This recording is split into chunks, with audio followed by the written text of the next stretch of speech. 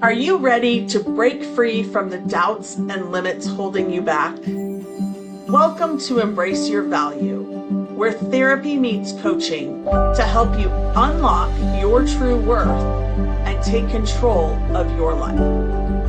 Hi, I'm Kristen, a trauma therapist dedicated to helping you heal, break old patterns, and reclaim your power. And I'm Jen, your support coach, here to show you how to set fierce boundaries, embrace self-compassion, and step boldly into the life you deserve. So whether you're stuck in self-doubt or feeling lost, know this: your value isn't up for negotiation. It's time to own it. Every week, we tackle real issues that challenge, inspire, and empower you to live with purpose and confidence. So grab your favorite drink, take a deep breath, and let's get started. Because you're not here to play small. It's time to embrace your value.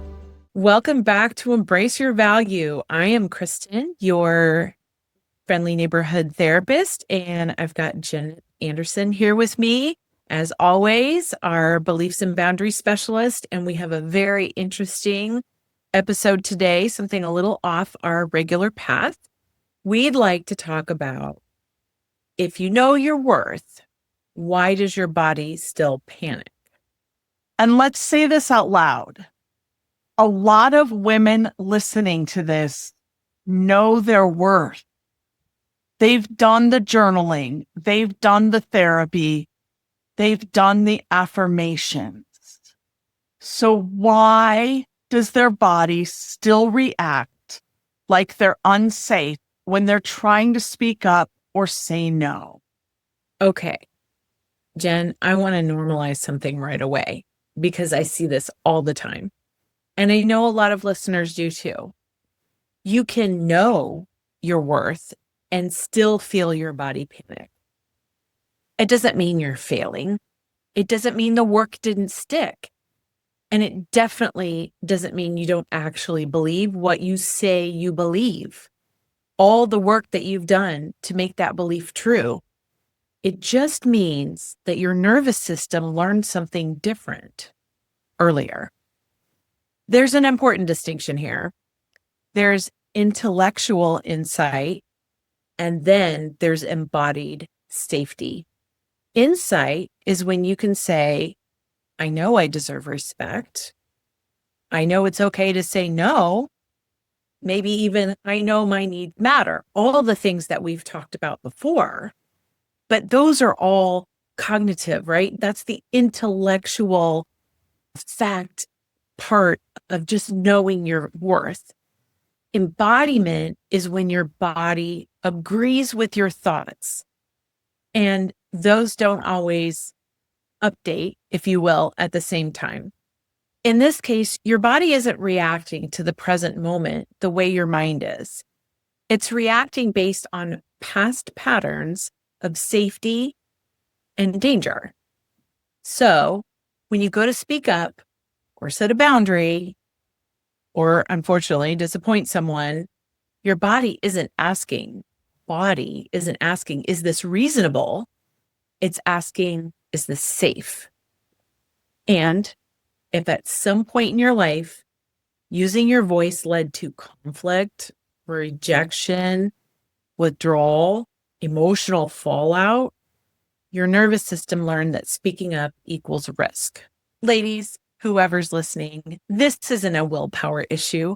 Your nervous system doesn't change just because your mind understands something. It changes through felt safety. That's why affirmations can make sense logically, but still feel false in your body. Your body doesn't respond to words, it responds to experience. So when we talk about feeling your worth, we're not talking about confidence or bravado. We're talking about moments when your body experiences things like, I can say no and stay connected. I can speak and not be punished. I can hold my ground and still belong. Those moments are what helps retrain the nervous system. Worth isn't proven, it's practiced. So if you're listening right now, I want to invite a quick check-in. Nothing to fix, nothing to analyze. So, if you will, think of a recent moment when your mind felt solid, but your body reacted anyway. What does that feel like? Is it a tightness in your chest? A drop in your stomach? Do you maybe hold your breath? A wave of heat or numbness? That awareness alone is meaningful. There's nothing wrong with your body. It's not betraying you. It's protecting you based on what it's learned. And once you understand that, the question shifts from what's wrong with me to what does my body need to feel safer? Yes, that is all so good. And I want to slow this down for just a second, because what you just said is so important. So many women come to me and say, I know I'm worthy, so why does this still feel so hard? And I always say to them, because knowing something and feeling safe, living it, are two different things. When you start acting from your worth, setting boundaries, taking up space, choosing yourself, that's often the exact moment that your body reacts. Not because you're wrong, but because this is new. This is what sets your nervous system off, because it's new, it's different. For a lot of women, worth was conditional. You were valued when you were helpful, when you were easy, when things were tough, like when people didn't have to talk you into things. That was easy. When you didn't rock the boat. So when you choose yourself now, your nervous system goes, wait, are we allowed to even do this? And honestly, that's why boundaries are such a trigger point. Saying no isn't just a decision, it's a somatic experience. Your body remembers what happened the last time you disappointed someone, or asked for more, or stopped over explaining. So even when your mind is clear, your body might tighten, rush, or even freeze. This is the moment where I see women are the hardest on themselves. They say to me all the time, I should be past this. Why am I still reacting? Why can't I just say it and move on? Why do I still feel guilty? Reacting doesn't mean that you don't believe in yourself. It just means your body's catching up. So instead of asking, why is my body panicking? I encourage you to start asking, what feels unfamiliar or unsafe right now? Because panic often shows up when we're doing something aligned, not something wrong.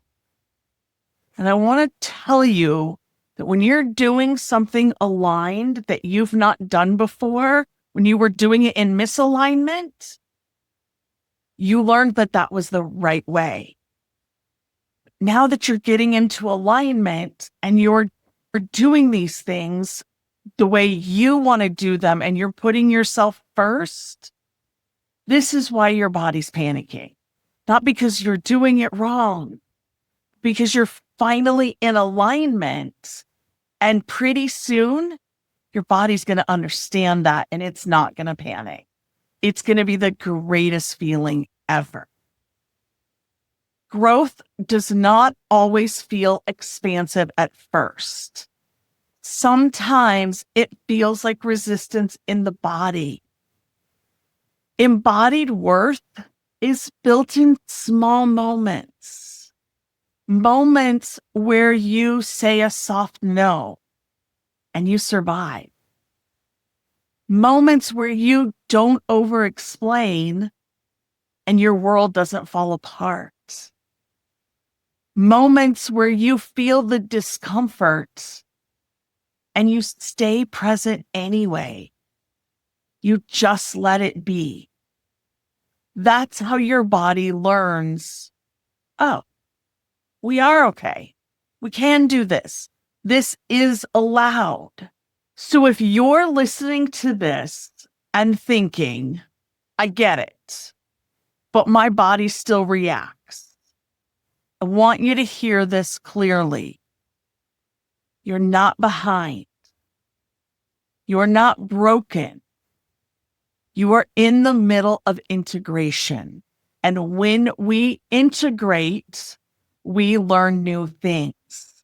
We get to take it to the next level. We have to have that time to process and integrate and let our body sink in to what we're doing now. Give it that time. Give it that space. So I want to leave you with this question. Where do you notice your body react even when your mind feels solid? That's awareness. It's not a problem. And when you acknowledge that it's there, that you know that you, in your mind, you know that what you're doing is right, what you need to be doing, but your body's tensing up. Maybe you feel a pit in your stomach. Your shoulders kind of come up towards your ears and you're just all hunched in. Just let yourself be. Take some deep breaths.